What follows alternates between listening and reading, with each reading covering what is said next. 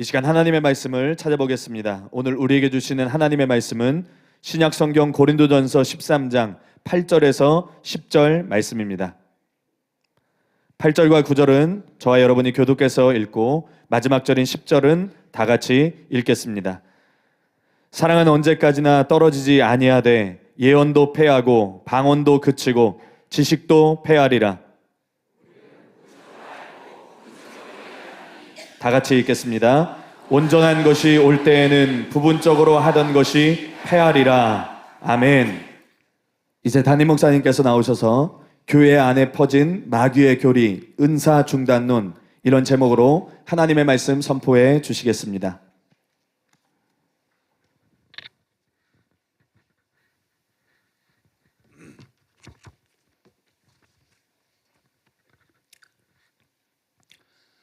오늘은 고린도전서 13장 8절에서 10절에 있는 말씀을 가지고 교회 안에 퍼진 마귀의 교리, 은사 중지론, 이런 제목으로 하나님의 말씀을 전하기를 원합니다. 은사 중지론의 근거지인 달라스 신학대학이라고 있습니다. 이 달라스 신학대학에서 구약학 조교수를 지낸 잭 디어 교수라는 분이 있는데, 이 잭 디어 교수는 이런 말을 했습니다. 만일 당신이 새로 믿게 된 그리스도인에게 성경 한 권을 주고 방 안에 가둔 다음 성경이 치유와 기적들에 관하여 말하는 것을 연구하라고 말한다면 그는 결코 은사 중지론자가 되어서 그 방에서 나오지는 않을 것이다. 여러분, 이처럼 은사 중지론이 잘못됐다는 것을 알아채는 것은 어려운 일이 아니에요. 그거 굉장히 쉬운 일입니다. 공정한 마음으로 성경을 읽어보면 돼요. 신학자가 아니라도 상관없고 목회자가 아니라도 상관없어요. 평신도도 어린아이도 다 할 수 있는 사실이에요. 공정한 마음으로 성경을 읽어보면 은사 중지론이 얼마나 잘못된 이론인지 금방 알 수 있어요. 은사 중지론을 신봉하는 한 선교사가 선교지에 나가서 선교를 하는데 큰 박해가 일어났습니다. 그래서 선교사가 피신을 했어요. 여러 해 문이 열려서 다시 선교지로 돌아가 보니까 자기가 전도해서 교육시켰던 그 성도들이 전부 방언을 하고 있는 거, 예언을 하고 있고, 귀신을 내쫓고 있고, 병자를 고치고 있는 거. 그래서 깜짝 놀라서 누가 이런 걸 가르쳤느냐? 어떻게 이런 게 일어나게 됐느냐? 그러니까 우리는 성경을 읽었다. 성경에 이런 게 나오고, 성경에 이런 게 나오기 때문에 믿고 구했더니 모든 게 임했다. 어느 때는 신학자들이 성도들에게 걸림돌이 돼요. 너무 많이. 목사들이 성도들에게 너무 많이 걸림돌이 돼요. 예수님이 당시의 율법사들을 가리켜서 자기도 천국에 들어가지 않고 다른 사람도 천국에 들어가지 못하게 막는다고 말했는데, 그런 신학자들이 너무 많고 그런 목사들이 너무 많은 것이 여러분 슬프지만 한국교회 현실이에요. 그 선교사가 추방당한 것이, 그 선교사가 도망간 것이 이 영혼들에게 큰 유익이 되었고, 선교사의 설교를 안 듣고 선교사의 지도를 안 받은 것이 이 영혼들에게 여러분 큰 유익이 되었어요. 이것은 여러분 제가 오래전에 책에서 읽은 실화입니다. 지어낸 얘기가 아니고 실화예요. 저는 이것이 어떤 경험인지를 잘 압니다. 왜냐하면 저 역시 방언을 부정하는 교회에서 신앙생활을 시작했어요. 그 교회 다니면서 신앙생활을 시작했지만 어려서부터 성경을 읽은 까닭에 단 한 가지예요. 내가 지금 장로교 목사들하고 다른 이유는 단 한 가지. 나는 어려서부터 성경을 사랑했다. 나는 어려서부터 성경을 읽었다. 근데 목사님이 설교하고 또 선생님들이 설교하는 것하고 다르게 성경은 방언을 말하더라. 성경은 예언을 말하더라. 성경은 병고침을 말하고 성경은 기적에 대해서 말하더라. 그래서 여러분 그런 것을 인정하게 됐고 사모하게 됐고 구하게 됐고 또 이런 목회를 하고 있는 것입니다. 우리 교회가 이렇게 된 것은 성경 때문입니다. 그러니까 장로교에서 이단으로 보려면 성경을 이단 서적으로 정죄해야 돼. 왜냐면 이건 다 성경 때문에 일어난 일이지 어떤 사람 때문에 일어난 일이 아니에요. 케네스 에긴 목사님은 마귀가 전 교단의 눈을 가리었다, 그렇게 한탄했어요. 그 목사니까 잘 알겠지? 신학자니까 잘 알겠지? 그거보다 무식한 생각들이 없어요. 그보다 무책임한 생각이 없어요. 마귀가 전 교단의 눈을 가리웠다. 실제로 은사중지론이 교회 안에 널리 퍼져 있어요. 어떤 사람들은 은사가 중지됐다고 생각은 안 해요. 그래도 50보 100보예요. 은사 중지론의 그 영향을 받았어요. 신학자들의 거의 90% 이상이 은사 중지론의 영향을 받았습니다. 목회자들의 거의 90% 이상이 은사 중지론자는 아니라 할지라도 은사 중지론의 영향을 받았어요. 그래서 자꾸 은사를 깎아내리려고 그래요. 자꾸 은사를 터부시하고 기적을 터부시하고, 그죠? 그런 것들을 자꾸 깎아내리려고 그래요. 그래야 건전하다는 이런 착각이 신학자들을 속이고 있고 수많은 목회자와 교회들을 속이고 있어요. 은사 중지론은 비성경적인 교리입니다. 아니, 은사 중지론은 그 이상이에요. 윌리엄 데알테가가 쓴 성령을 소멸하는 자들이라는 책이 있는데 그 책의 7장의 제목이 기적 종료주의와 유럽 기독교의 붕괴입니다. 기적 종료주의와 유럽 기독교의 붕괴. 그 첫머리에 보면 윌리엄 데알테가가 이렇게 썼습니다. 요즘에서야 그 진상이 밝혀지고 있지만 기적 종료주의 교리는 비극적인 결과를 초래했다. 그중 가장 심각한 것이 북유럽 신교의 쇠퇴와 몰락이었다. 이런 사태가 빚어진 것은 개혁주의 교회가 복음의 충실함은 유지하려 했으나 치유와 같은 기적이나 영적 체험을 거부했기 때문이다. 기적이나 영적 체험은 성서적 영성의 본질적인 것임에도 불구하고 말이다. 한마디로 기독교가 번성했던 유럽이 교회의 공동묘지가 된 것은 은사 중지론 때문인 거예요. 은사 중지론 때문에 유럽의 교회가 붕괴된 거예요. 우리가 그 폐해를 생각할 때 은사 중지론은 비성경적인 것을 넘어서서 마귀적인 것입니다. 그것은 악마적인 교리입니다. 은사 중지론을 믿고 여러분 성령운동을 방해하는 이단 사냥꾼들은 하나님의 사람들이 아닙니다. 목사가 아닙니다. 마귀가 쓰는 마귀의 종들입니다. 교회를 약화시키기 위한 마귀의 전략에 그들이 여러분 앞장서서 마귀에게 쓰임받고 있는 거예요. 그래서 저는 은사 중지론이 비성경적인 것이라는 것을 확실히 증명함으로써 이 마귀의 교리가 한국교회에서 뽑혀나가기를 원합니다. 이 악마의 교리가 전 세계 교회에서 뽑혀나가기를 원합니다. 신학자들의 뇌리 속에서, 목회자들의 뇌리 속에서, 성도들의 머리 속에서 이 마귀가 뿌린 씨앗이 제거되기를 원합니다.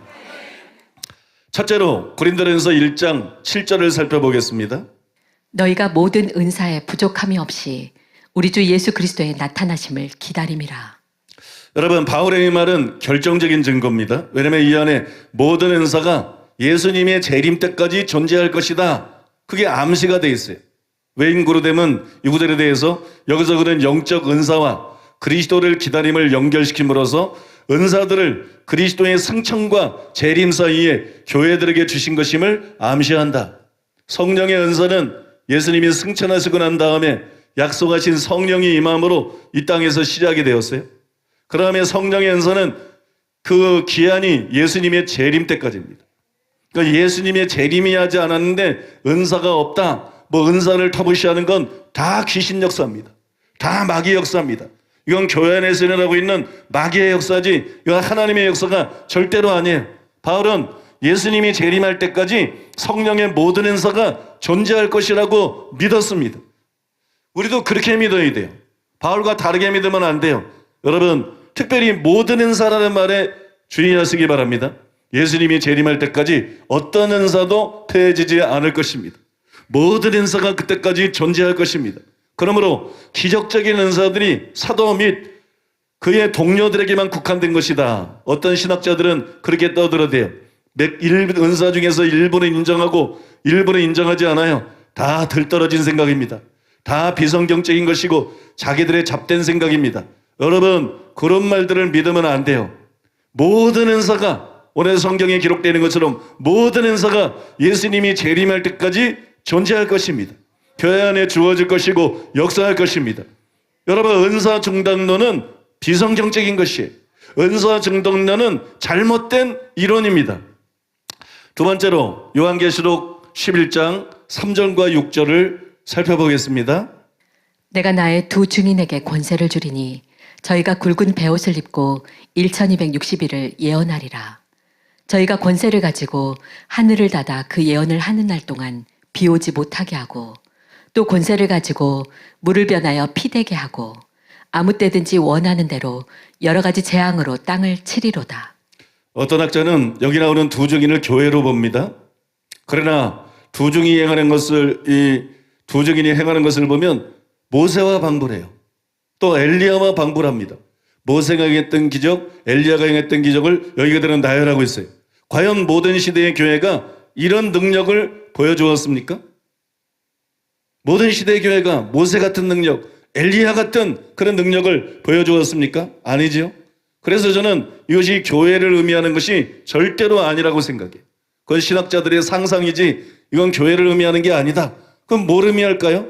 두 증인의 배경이 되는 스가랴서를 읽어보면 두 감람나무가 스룹바벨과 여호수아를 뜻했습니다. 이 두 사람을 뜻했어요. 이것이 여러분 두 증인의 배경이에요. 근데 왜 요한계시록에 나오는 두 증인은 두 증이라고 나와 있는데도 두 사람이라는 생각을 자꾸 안 하느냐? 무슨 교회라고 생각하고 또 무슨 교회와 성령이라고 생각하고 또 무슨 전도자들이라고 생각하고 왜 이런 생각들을 하는지 이해가 안 돼요. 성경이 두 증인이라는데. 그리고 배경도 실제 두 사람을 그 배경으로 구약 배경을 삼고 있는데 그래서 저는 이것이 실제로 두 사람이다. 계시록에 나와 있는데도 두 사람인데 바로 선지자다. 두 선지자. 모세와 같은 엘리야와 방불하는 강력한 능력을 받은 두 사람의 선지자를 마지막 때 하나님께서 보내셔서 사역하게 하실 것이다. 저는 문자 그대로 그런 의미라고 생각을 합니다. 여러분 이 두 증인이 나와서 기적을 행할 것이에요. 또 여러분 정확한 예언을 선포할 것입니다. 그런데 여러분 은사 중단원이 옳다 그러면 마지막 때 이런 일이 일어날 수가 없는 거죠.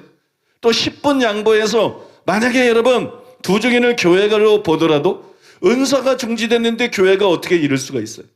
은사가 중지된 교회가 어떻게 모세 같은 능력을 나타내고 어떻게 여러분 엘리야 같은 능력을 나타낼 수가 있겠어요? 그러니까 여러분 이렇게 보든 저렇게 보든 은사 중지로는 잘못된 것이다. 은사 중지도는 성경과 충돌을 일으키고 모순이다. 그걸 우리가 알 수 있습니다. 세 번째로 이게 중요합니다. 고린도전서 13장 8절에서 10절을 보겠습니다. 사랑은 언제까지든지 떨어지지 아니하나 예언도 패하고 방언도 그치고 지식도 패하리라. 우리가 부분적으로 알고 부분적으로 예언하니 온전한 것이 올 때에는 부분적으로 하던 것이 패하리라. 많은 사람들이 이 구절을 오해해서 성령의 은사들이 중단되었다. 이런 그릇된 확신들을 가지고 있습니다. 바울은 예언과 방언과 지식이 그칠 때가 온다 그랬어요. 이것이 패해질 때가 옵니다. 저도 그것을 인정합니다. 부정하지 않습니다. 근데 문제는 그 시기예요. 과연 어느 때 예언과 방언과 지식이 패해지게 되는가? 사도 바울은 그때가 온전한 것이 올 때다 그랬어요. 온전한 것이 올 때 이것들이 패해질 것이다. 그러면 온전한 것이 올 때 은사가 중단된다는 거예요. 은사가 이제 끝나게 된다는 거예요. 그 온전한 것이 올 때가 언제예요? 은사 중지론자들은 온전한 것이 성경을 의미한다고 생각합니다. 그래서 성경의 마지막 책 요한계시록에 쓰여졌을 때 교회는 완전한 성경을 갖게 되었고 더 이상 성령의 은사들이 필요가 없게 되었다. 그때 이후로 은사들이 폐지되었다는 것이에요. 그러나 온전한 것이 올 때는 절대로 성경이 완성될 때일 수가 없어요. 왜 그런지 제가 그 이유들을 하나하나 여러분들에게 설명해 드리겠습니다. 첫째로 한번 따라해 볼까요? 바울은 인접한 문맥 어디에서도 성경에 대해서 말하고 있지 않다. 여러분 외인구로 되면 온전한 것이 성경을 의미한다 이런 주장에 대해서 이 제안은 직접적인 문맥과도 상충된다. 그리스도의 재림은 12절에 분명히 언급된 반면 신약 성경의 수집이나 성경의 완성은 일체의 언급이 없다. 바울이 여기서 말하고 있는 주제가 정경이 아니라는 거예요. 성경의 완성이 아니라는 거예요. 그거는 저자 바울이 의도한 것이 전혀 아닌데 학자들이 그 생각을 여기다 끼워 넣은 거라는 것이에요. 여러분 이한수 교수님도 어떤 사람들은 온전한 것이 여기서 정경이 완성될 때를 가리킨다고 생각한다. 그러나 본절의 관심은 정경 형성 과정에 있지 않다. 이렇게 지적을 했어요. 문맥을 보면 정경과 아무 상관이 없어요. 성경과 아무 상관이 없어요. 그러니까 여기에 나오는 것이 온전한 것이 성경이다. 그거는 여러분 근거 없는 추론이라는 거예요. 올바른 정당한 성경 해석이 아니고 근거 없는 추론이기 때문에 여러분 가치가 일고의 가치도 없다는 것이에요. 두 번째로 따라해 보겠습니다. 바울의 목적이 무엇인지를 알면 온전한 것이 올 때가 언제인지를 알 수 있다. 여러분, 바울이 이 글을 쓰는 목적이 있는 거예요. 하나의 단어에 주의하는 게 아니고 하나의 구절에 주의하는 게 아니고 단락을 보고 바울이 어떤 취지를 가지고 어떤 목적을 가지고 지금 이 말을 하고 있나, 그래야 이게 말하는 것이 무슨 뜻인지 온전한 것이 뭔지 제대로 이해할 수가 있는 거예요. 그런데 고린도전서 13장 8절이야 13절에서 바울은 사랑의 영원성에 대해서 쓰고 있습니다. 사랑의 영원성. 말씀에 대해서 쓰고 있는 게 아니에요. 성경, 정경, 말씀의 중요성에 대해서 쓰고 있는 게 아니에요. 사랑에 대해서 쓰고 있는 거예요. 이게 사랑장이잖아요. 이게 사랑장이잖아요. 사랑의 중요성, 사랑의 영원성에 대해서 쓰고 있어요. 바울은 사랑의 위대함을 강조하면서 8절에 나오죠. 사랑은 언제든지 떨어지지 아니한다. 왜? 이건 중요하기 때문에. 이건 너무 중요한 거기 때문에. 다른 게 다 끝나도 사랑은 끝나지 않는다. 다른 게 다 폐지돼도 사랑은 폐지되지 않는다. 사랑은 언제든지 떨어지지 아니한다. 사랑의 위대성을 증명하기 위해서 다른 은사들과는 달리 사랑은 재림 후에도 계속될 것이다. 믿습니까? 바울이 지금 그 말을 하고 있는 거예요. 사랑은 너무나도 중요하기 때문에 재림을 통해서 이 세대에서 저 세대로 넘어간 후에도 계속 지속될 것이다. 예수님이 재림하시게 되면 은사들은 다 중단되고 은사들은 다 끝날 것이지만 사랑은 폐해지지 않을 것이다. 사랑은 영원할 것이다. 그러므로 사랑보다 중요한 것이 없다. 그 중에 제일은 사랑이다. 여러분, 지금 바울의 논조는 바로 그것입니다. 이처럼 사랑의 영원성을 강조하는 것이 바울의 목적이기 때문에 온전한 것이 올 때는 정경의 완성이 아니라 예수님의 재림이어야 되는 거예요. 왜냐하면 정경은 조금 있다 완성돼요. 바울 세대에 완성돼요. 그때 은사는 폐해질 것이지만 사랑은 영원하다. 사랑은 이렇게 중요하다. 그런데 여러분, 자기 세대의 사랑도 폐해져 버리면, 성경이 완성돼 가지고 사랑이 폐해져 버리면 그건 코미디죠. 그죠? 그건 코미디죠. 은사는 사라질 것이지만 사랑은 영원하다. 그게 온전한 것일 때가 예수님의 재림이어야. 그죠? 이 세상에서만 사용됐던 은사와 달리 여러분, 영원한 그 사랑의 중요성에 대해서 제대로 강조하는 게 되는 거 아니겠어요? 그래서 여러분, 외인 고린도는 이 문제에 대해서 이렇게 쓰고 있습니다. 신약 성경의 정경의 완성으로 보는 입장은 그 문맥에서의 바울의 의도와 상충한다. 만일 주 90년경을 신약 성경의 마지막 책인 계시록이 기록된 대로 본다면 성경 저술의 완성은 주 55년 바울이 고린도전서를 기록하고 나서 약 35년 후의 일이라고 보아야 한다. 그러나 다음과 같은 논리가 설득력이 있겠는가? 사랑은 떨어지지 아니할 줄로 확신한다. 왜냐하면 그것은 35년 이상 지속될 줄 알기 때문이다. 이는 전혀 설득력이 없다. 문맥을 보면 바울은 이 세상과 장차 올 세상을 비교하면서 사랑이 영원토록 계속될 것을 말하고 있다.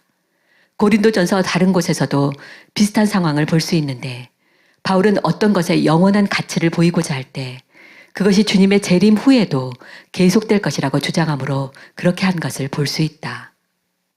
이해가 되시죠? 사랑의 은사는 한정적인 것이지만 사랑은 영원하다. 은사는 한시적이지만 사랑은 영원하다. 이게 지금 바울의 글을 쓰는, 이 편지를 쓰는 목적인데, 그죠? 온전한 것이 올 때가 성경의 완성이라면 30년, 5년 뒤에 사랑도 떨어진다는 건데 그걸 영원하다고 말할 수는 없죠. 그죠? 그게 예수님의 재림을 의미해야만 사랑이 이 세상뿐만 아니라 저 세상에서도 하나님 앞에 굉장히 중요한 가치가 있는 거기 때문에 영원하다. 그래서 사랑이 중요하다. 믿습니까? 은사도 중요하지만 사랑이 더 중요하다.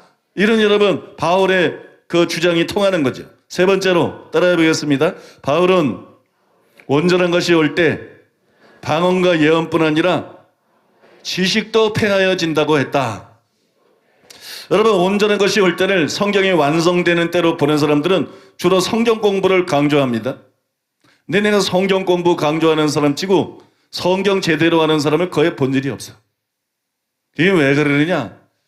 성경은 성령의 감동으로 기록된 것이고, 성령의 감동으로 기록된 것이고, 여러분, 성령이 진리의 영이에요. 성령이 진리예요. 그래서 여러분, 성령을 인정하고 성령을 의지하고 성령 충만해야 성경을 제대로 이해할 수 있는 것이지, 헬라어 알고 시브리어 알고 박사되고 좀 연구 좀 한다고 성경을 바르게 하는 건 아니에요. 그거는 세세한 부분에 있어서 학문적인 보조가 필요한 부분에 있어서는 제대로 할 수 있지만 전체 방향이 틀려. 전체 흐름이. 구원론부터 학문적인 사람들은 대부분 전체 방향을 놓쳐. 그다음에 견인의 교리도 그렇고 은사에 대해서도 전체적인 흐름을 놓쳐. 그래서 성령이 사람들에게 역사하면 그 사람을 전체적으로 바르게 인도해. 학문은 필요 없다는 것이 아니라 성령의 인도가 주된 것이에요. 성령의 인도를 받아야, 성령의 가르침을 받아야 저희가 너희를 진리 가운데로 인도할 것이라고 말한 대로 방향을 제대로 잡아요. 방향을. 그 다음에 학문이 보조가 돼야 돼. 학문이 주가 되면 안 되고 성령의 가르침이 주가 돼야 되고 학문이 보조가 돼야 돼. 왜 다른 전체는 아니지만 다수의 신학자들, 다수의 목회자들하고 나하고 생각이 다르냐? 그들은 학문을 성령 대신 신뢰해서 그래. 그들은 학문을 성령 대신 신뢰했고 나는 어려서부터 성령을 학문보다 더 신뢰했다. 성령을 학문보다 더 신뢰했다. 그래서 성령께서 바른 진리 가운데로 인도하신 거예요. 그들은 학문이 오류에 빠질 때 같이 오류에 빠지고 학문이 바르게 나갈 때 같이 바르게 나갔어요.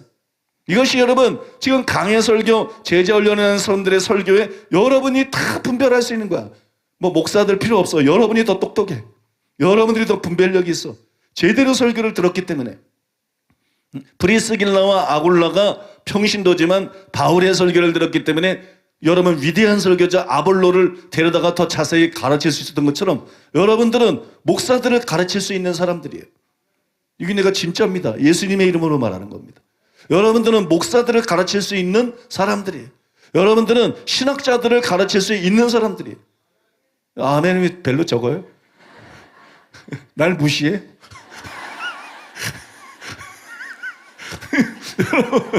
여러분들은 원로 목사들을 가르칠 수 있는 사람들입니다. 여러분 그걸 믿으십니까? 그게 실제입니다, 여러분. 여러분이 위대해서가 아니라 올바로 분별된 설교를 오랫동안 들어왔기 때문에 여러분들은 목사들을 가르칠 수 있습니다. 여러분들은 신학자들을 가르칠 수 있습니다. 여러분들은 원로 목사들을 가르칠 수 있습니다. 이게 성경적인 것이에요. 성령을 의지해야 된다. 그냥 성경만 열심히 읽고 여러분 성경 공부만 열심히 한다고 이 진리를 제대로 할 수 있는 게 아니다. 우리를 진리 가운데로 인도하시는 분은 바로 성령이시다. 성경이 표준이지만 성경을 바르게 이해할 수 있도록 돕는 스승도 바로 성령이시다. 그래서 학문을 주로 의지하지 말고 성령을 주로 의지하고 그 다음에 학문을 무시하지 말고 믿습니까? 학문을 보조적인 수단으로 취해야 된다. 이럴 때 여러분 전체적으로 뿐만 아니라 이제는 세부적으로 들어가도 올바로 진리 가운데로 나갈 수 있는 거예요. 올바로 진리 가운데로 나가고 올바로 진리를 이해하고 바른 진리 위에 서서 신앙생활을 할 수 있는 것인 줄로 믿습니다. 여러분은 그런 복을 받은 사람들이에요. 여러분들은 그런 특권을 받은 사람들이에요. 믿습니까? 그 무식한 목사들에게 이단 소리 좀 들어도 됩니다. 또 여러분 무식한 목사들한테 설교 들은 무식한 신자들에게 이단 소리 좀 들어도 됩니다. 여러분은 하늘이 인정하는 정통 중에 정통이라는 것을 믿으시기 바랍니다. 우리가 지금 성경으로 충분히 증명했잖아요. 그죠? 하늘이 인정하는 정통 중에 정통인 것이에요. 자, 온전한 것이 올 때를 성경이 완성되는 때로 보는 사람들은 주로 성경 공부를 강조해요. 그런데 그들은 도끼로 스스로의 발등을 찍고 있는 셈이에요. 왜냐하면 이 말씀에 보면 그들이 싫어하는 방언이나 예언뿐만이 아니라 그들이 좋아하는 지식도 들어있어요. 고린도전서 13장 8절 예언도 패하고 방언도 그치고 지식도 패하리라. 성경이 완성되자마자 이게 성경의 완성이라면 이게 온전한 것이 올 때 이루어지는 일인데 온전한 것이 성경이라면 성경이 완성되자마자 지식이 패하여진다. 이 말이 돼? 성경이 완성되자마자 지식도 패해질 것이다. 성경이 완성되자마자 성경 공부할 필요도 없다. 예를 들어서. 그러면 성경은 왜 주는 거야 도대체? 응? 뭐 금덩어리처럼 그냥 보관하고 좋아하고 갖고 있으라고? 그런 게 아니잖아요. 그러니까 여러분 이게 얼마나 엉뚱하고 미련한 생각인지 알 수가 있겠죠. 때문에 이한수 교수님은 이렇게 말했습니다. 온전한 것이 오는 때를 정경 66권이 결정되는 때라고 보고 방언이나 예언이나 지식은 정경 형성이 이루어지면 종결될 것이라고 주장하는 견해는 본문을 잘못 해석한 데서 나온 것이다. 방언이나 예언이 정경 형성이 끝나면 사라진다는 것을 양해한다고 하더라도 정경 형성이 이루어지면 과연 지식도 폐하여지게 되는가라는 문제는 풀리지 않는다. 과연 정경 형성 이후 시기에는 성도들에게 지식은 존재하지 않아도 되는가? 따라서 우리는 본문의 대조를 현재 세계와 미래 세계에 대한 대조로 이해할 수밖에 없다. 뭐 더 설명할 필요 없겠죠. 이 부분에 대해서는. 자, 이제 네 번째로 따라해 보겠습니다. 온전한 것이 올 때와 병행을 이루는 다른 표현들이 모두 재림을 지칭한다. 여러분, 바울이 온전한 것이 올 때를 달리 이렇게 표현했어요. 11절과 12절에서 온전한 것이 올 때를 바울이 어떻게 표현했는지 주의해서 읽어보세요. 내가 어렸을 때에는 말하는 것이 어린아이와 같고 깨닫는 것이 어린아이와 같고 생각하는 것이 어린아이와 같다가 장성한 사람이 되어서는 어린아이의 일을 버렸노라. 우리가 지금은 거울로 보는 것 같이 희미하나 그때에는 얼굴과 얼굴을 대하여 볼 것이요 지금은 내가 부분적으로 아나 그때에는 주께서 나를 아신 것 같이 내가 온전히 알리라. 여기 말씀해 보면 때가 나오죠. 그때에는 그죠? 두 번 때가 나와요. 그때에는 이 그때에는이라는 것은 바울이 설명하고 있던 앞절의 어느 때를 가리키는 거예요. 그럴 수밖에 없죠. 바울이 설명하고 있던 앞절의 어느 때를 가리키는 건데 그런데 11절에는 그때에는이라고 할 만한 미래에 관한 것이 없어요. 내가 어렸을 때에는 말하는 것이 어린아이와 같고 깨닫는 것이 어린아이와 같고 생각하는 것이 어린아이와 같다가 장성한 사람이 되어서는 어린아이의 일을 버렸노라. 야, 어린아이 생각하는 게 어린아이 같고 말하는 것이 어린아이 같고 그게 뭘까? 아무 상관없어요. 이거는 그냥 예를 든 것뿐이에요. 10절에서 말한 걸 예를 든 것뿐이에요. 그러니까 사랑은 영원한데 방언이나 예언이나 지식은 끝날 때가 온다. 그냥 그거를 예증을 들어 설명하는 거예요. 일반적인 말로. 여기에 무슨 기쁜 의미는 아무것도 없어요. 사랑은 영원하지만 예언이나 방언이나 지식이 폐해질 때가 온다는 것처럼 마치 예를 든 거예요. 바울이 자기 과거 성장 과정 경험을 통해서 예를 든 거예요. 어렸을 때는 어린아이처럼 생각하고 어린아이처럼 말하지만 장성한 사람이 된다면 그런 거 다 버리지 않느냐? 마찬가지로 온전한 것이 올 때 사랑은 영원하지만 여러분 예언과 방언과 지식이 폐하여진다. 믿습니까? 단순히 그걸 예증을 든 거예요. 그러니까 이거는 과거죠. 이거는 과거지 미래가 아니에요. 앞으로 다가올 그때하고는 아무런 상관이 없다는 거예요. 그렇기 때문에 12절에서 그때에는 바울이 말한 그때가 어느 때인지를 알기 위해서 어디를 봐야 되느냐? 결국 본문 10절을 봐야 되는 거예요. 그 10절에 보면 이렇게 기록되어 있죠. 온전한 것이 올 때에는 부분적으로 하던 것이 폐하리라. 야, 여기에 이제 미래에 관한 내용이 나오죠. 그죠? 온전한 것이 올 때, 과거가 아니라 미래에 대한. 미래의 어느 시점에 온전한 것이 올 때에는 부분적으로 하던 것이 폐하리라. 그렇게 말했어요. 그러니까 12절에 나오는 그때에는 11절에 나오는 온전한 것이 올 때인 것입니다. 이해가 되시죠? 12절에 나오는 그때에는 10절에 나오는 온전한 것이 올 때. 이게 여러분 같은 시기예요. 이것이 여러분 같은 때라는 말입니다. 그렇다면 과연 그때가 언제일까요?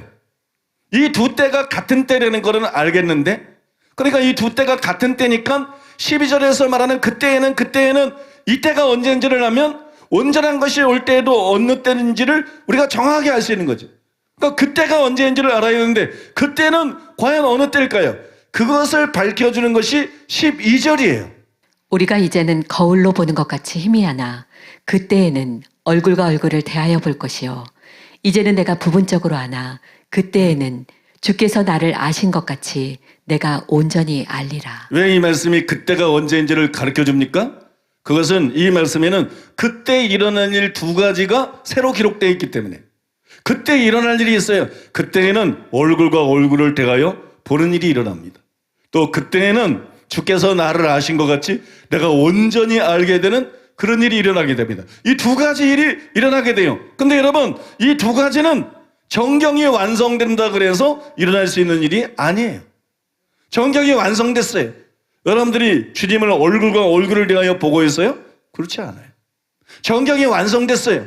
여러분들이 주님이 여러분을 아는 것처럼 온전히 압니까? 정경이 완성됐기 때문에 그렇게 됐어요? 이거는 여러분, 정경이 완성될 때 일어날 수 있는 일이 아닌 거예요. 이것은 예수님이 재림하셔야만 일어나는 일이에요. 예수님이 재림할 때에만 가능한 일이에요. 과연 그런지 좀 더 구체적으로 살펴보겠습니다. 먼저 그때에는 얼굴과 얼굴을 대하여 볼 것이요, 이렇게 바울이 말했는데, 구약 성경에서 얼굴을 대면한다는 것은 개인적으로 하나님을 본다는 거예요. 직접 하나님을 보는 걸 말하는 거예요. 추상적인 개념이 아니라는 거예요. 실제적인 개념이, 여러분, 직접 하나님을 보는 거예요. 모세는 살아생전에 이런 경험을 했어요. 출애굽기 33장 11절 그러니까는 여호와께서는 모세와 대면하여 말씀하시며, 또 민수기 12장 8절에 보면 미리암을 꾸짖죠. 그와는 내가 대면하여 명백히 말하고 또 여호와의 형상을 복원을 그죠?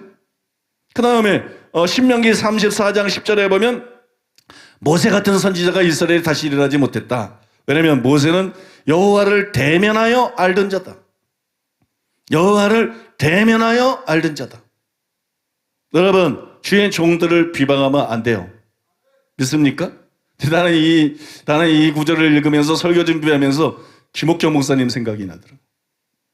내 종 모세는 내가 대면하여 명백히 말하고 또 여호와의 형상을 복원을, 너희가 어찌하여 내 종 모세를 비방하기를 두려워 아니하느냐.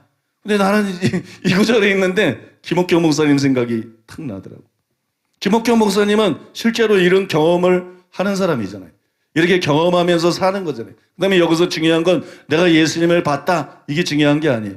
모세가, 하나님이 모세와 친구가 이야기하는 것처럼 이야기했다. 그 친밀함이에요. 그 친밀함. 여러분, 김옥경 목사님은 하나님과의 그런 친밀함을 나누고 있는 사람이잖아요. 그러면 여러분, 존중해야 돼요. 믿습니까? 존중해야 되고, 함부로 판단하거나 여러분 함부로 비방하거나 두려워해야 돼요. 그런데 악한 무리들이 그걸 선동해왔다. 악한 무리들이 그걸 선동해오고 여러분 겁도 없이 하나님을 대적해왔다고. 여러분, 그런 영향들은 싹 사라지게 되기를 바랍니다. 여러분 속에서 그런 그릇된 영향들은 지금 여러분 이 설교를 통해서 완전히 제거되고 빠져나가게 되기를 바랍니다. 여러분, 아무튼 모세는 살아생전에 하나님을 얼굴과 얼굴을 대하여 대면해서 보았어요. 그러나 여러분, 저를 포함한 대부분의 사람들에게 이것은 예수님이 재림할 때 이루어질 일이에요. 즉 천국에 갔을 때 이루어질 일입니다. 요한계시록 22장 3절로 4절. 다시 저주가 없으며 하나님과 그 어린 양의 보좌가 그 가운데 있으리니 그의 종들이 그를 섬기며 그의 얼굴을 볼 터이요. 그죠? 예수님이 재림하시고 우리가 천국에 갔을 때 우리는 하나님의 얼굴을 보게 됩니다. 믿습니까? 대면하여 말할 수 있게 됩니다. 그 다음 말씀 보겠습니다. 그 다음에 보면 그때에는 주께서 나를 아신 것 같이 내가 온전히 알리라. 여러분, 이것도 마찬가지죠. 여기서 안다는 단어는 일반적으로 안다는 말보다는 강합니다. 그러나 무한한 지식이나 전지함을 말하는 것은 아니에요. 예, 안 되는 게 그런 전지함을 말하는 게 아니에요. 우리는 전지하게 되지는 않을 거예요. 영원토록. 우리는 영원히 전지하게 되지는 않을 것입니다. 바울이 여기서 의도한 바는 주님께서 재림하실 때 이해하지 못하는 일 또는 잘못 이해했던 것들로부터 자유로워질 것이라는 거예요. 그래서 주님이 재림하면 지금 목사들 중에 악해서 시기심 때문에 의도적으로 거짓말을 지어내고 그런 아주 못된 것들이 있어. 이거는 마귀의 자식들이야. 목사들 중에 얼마나 마귀의 자식들이 많은지, 지옥 갈 놈들이 얼마나 많은지. 이건 마귀의 자식들이야. 근데 어떤 사람들은 좋은 목사님이야. 좋은 목사님인데 이단 사냥꾼들이 막 그냥 이단 사냥꾼들이 쓴 정보 글 이런데 이분이 분별력이 없어서 속았어. 그래서 좋은 목사님인데 우리더러 이단이 되는 사람도 많이 있어요. 어떤 성도들은 참 좋은 성도인데 우리더러 이단이 되는 사람. 왜냐면 이 땅에서는 잘 분별을 못해. 모든 걸 제대로 알지를 못해요. 이해하시죠, 여러분? 그러나 예수님이 오실 때가 되면 주님이 나를 아는 것처럼 우리가 알게 돼요. 주님이 우리를 이단으로 할까요? 그럴 리가 없죠. 그죠? 우리가 이단이면 주님이 이단인데, 우린 주님이 하라는 대로 했을 뿐인데, 우린 주님이 믿으라는 대로 믿었을 뿐인데, 사역하라는 대로 사역했을 뿐인데, 그죠? 주님이 하신 것처럼 모두를 알게 된다. 그러니까 여러분 조금만 기다리세요. 조금만. 이 성경에 보면 내가 속히 오리라 그랬으니까 조금만 기다리세요. 조금만 기다리면 모두가 알게 됩니다. 지옥에 가는 자 외에는 천국에 가는 모두가 알게 됩니다. 사랑하는 교회는 이단이 아니었구나. 우리보다 훨씬 성경적이었네. 우리보다 훨씬 하나님이 세운 모델교회였구나. 하나님이 교회들을 돌이키기를 원했구나. 하나님이 교회들을 성경으로, 목회자들을 성경으로 깨우고 돌이키고 회복시키기를 원했구나. 그래서 하나님이 특별히 세운 교회였구나. 믿습니까? 모두가 알게 됩니다. 그게 여러분 그날이 재밌을 것 같아. 그날이 참 재밌을 것 같아. 그래 여러분 우리가 땅에 소망을 안 두지. 너무 땅에서 잘 돼도 이 초대형교회 목사들 썩는 거 봐. 썩는 거 봐. 원로 목사는 평생 보장이 다 되고 책 인쇄만 해도 그냥 돈을 환산할 수 없을 정도로 받을 텐데 여러분 퇴직금으로 200억을 요구하고 받는 이게 무슨 목사야 이게. 그래도 아무 문제가 안 되는 게 이게 한국 교회니 이 기가 여러분 초대형 교회 목사들 원로 목사들 썩는 거 봐. 너무 잘 되기만 하면 이 썩을 가능성이 높아요. 썩을 가능성이 높아. 그저 이단 소리도 듣고 그저 오해도 당하고 사람들이 그냥 우리는 무슨 괴물인 줄 알아. 내가 불 달린 줄 알아. 내가 머리가 좀 소머리표이긴 해요. 우리 어머니 머리가 소머리표 머리야. 머리가 좀 큰 사람들 있잖아요. 그러나 뿔은 안 달렸어요. 뿔은. 근데 여러분 예수님이 오실 때가 되면 모든 것이 드러날 것입니다. 너무 애태울 필요도 없고 너무 속상할 필요도 없습니다. 믿습니까? 오해받는 만큼 하늘의 상급이 쌓인다는데 그것도 수지 맞는 일이고 재미가 톡톡하고 그러니까 여러분 편안한 마음으로 그날을 기다리시기 바랍니다. 아무튼 이 세상에서 이해할 수 있는 한계를 예수님이 재림하시면 초월하게 될 것이고 잘못된 인식들이 전부 사라지게 될 것이에요. 그리고 이런 종류의 지식을 갖는 것은 성경이 완성된다 그래서 이루어지는 일이 아니다. 그죠? 성경이 완성됐지만 목사들이 오해하는 거 봐. 진리에 대해서나 성령에 대해서나 우리 교회에 대해서나 수많은 신자들이 오해하는 거. 이게 성경이 완성된다고 주께서 나를 아신 것 같이 우리가 알게 되는 것이 아니죠. 이것은 예수님이 재림할 때에만 가능한 일이에요. 그러므로 온전한 것이 올 때는 예수님이 재림할 때를 의미하는 것이 분명한 줄로 믿습니다. 참고로 많은 실력 있는 학자들이 온전한 것이 올 때를 예수님이 재림할 때로 실제로 해석들을 하고 있어요. 김세인 교수님은 이 구절을 현재와 종말을 대비한 것으로 보았어요. 현재와 종말. 그러니까 온전한 것이 올 때는 종말 때다. 예수님이 재림할 때다. 뭐 그런 거죠. 홍인규 교수님도 이 구절을 그렇게 봤어요. 그분의 책에 보면 이것이 바로 종말에 일어날 일이다. 주님께서 다시 오셔서 하나님 나라가 임할 때 일어날 일이다. 주님의 재림과 함께 하나님의 나라가 온전히 계시될 때 일어날 일이다. 제가 일부러 시간 절약을 위해서 간단하게 핵심만 말하고 있는데 그렇게 쓰여져 있어요. 놀라운 사실은 제가 예상했던 것하고 달리 존 칼빈도 이 구절에 대해서 이 문제를 다루면서 중간에 어느 한 시기에 적용하려고 하는 것은 어리석은 일이다. 그렇게 썼어요. 왜 그렇게 썼는지 모르겠어. 그 다음에 박윤선 박사님도 온전한 것이 올 때는 내세가 완전히 나타나는 때를 이름이다. 이상근 박사님도 그때는 그리스도의 재림의 때다. 그렇게 썼어요. 그러면 여러분 온전한 것이 올 때는 성경이 완성되는 때가 아니고 주님이 재림하실 때인 것입니다. 그런데 이것이 어떤 의미를 가지는지 아세요? 온전한 것이 올 때가 성경이 완성되는 때가 아니고 예수님이 재림하시는 때다. 이게 어떤 의미를 가질까요? 이거는 굉장히 중요하고 결정적인 의미를 가지는 것이, 이것은 성령의 은사가 끝났다는 근거로 악용하는 본문이 실제로는 예수님이 재림하실 때까지 성령의 은사가 존재할 것을 말해주는 구절이라는 거예요. 여러분 믿습니까? 여러분 이거로 끝난 거예요. 은사 중단론, 통합이 얼마나 비성경적인 교단이야. 예언, 방언, 입신, 치유, 신유, 극단적인 신비. 그게 왜 극단적이고 은사가 안 끝났는데?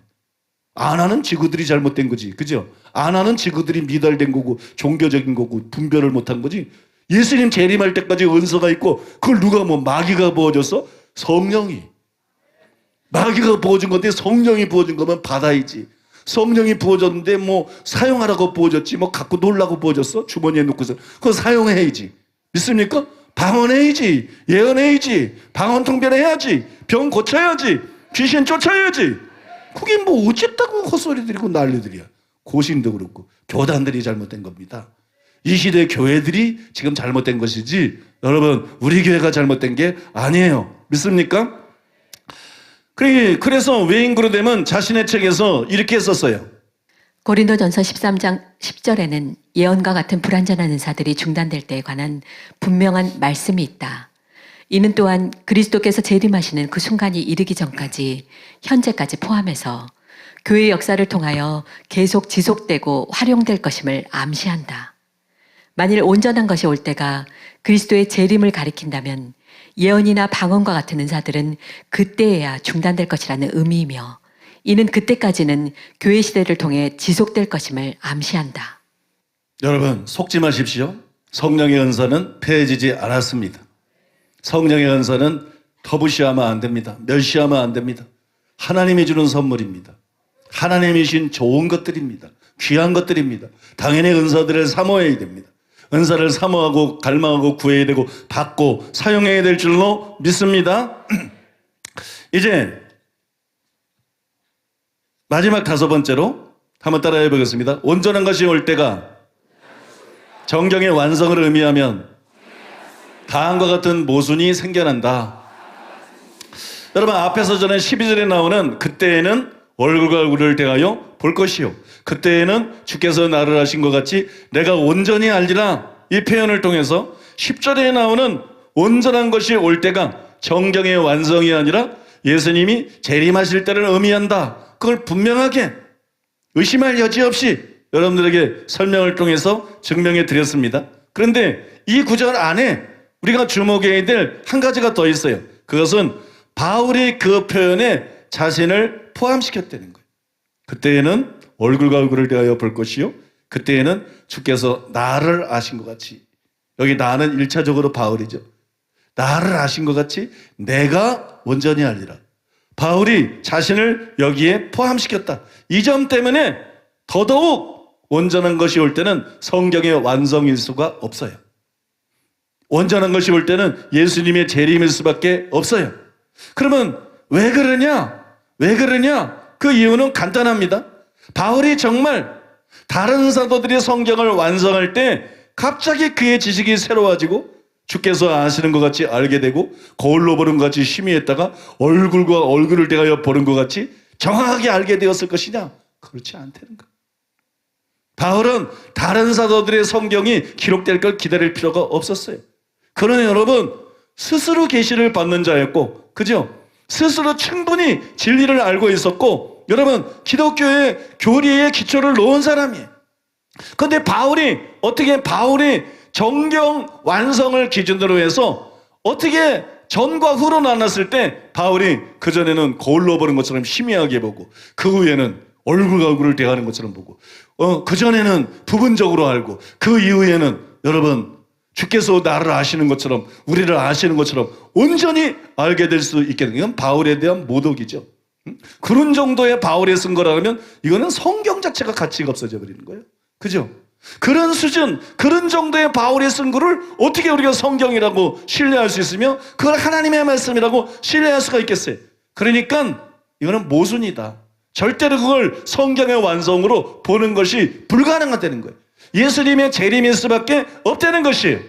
이제는 우리 성도님들도 어려운 얘기들을 많이 들어가지고 어려운 설교들을 많이 들어서 잘 알아들어요. 이 사람이 머리를 쓰면 되는 거예요. 괜히 어렵다 그러고 안 들어서 그렇지. 옛날에 막 어렵다고 교회 떠난 사람도 있어요. 이런.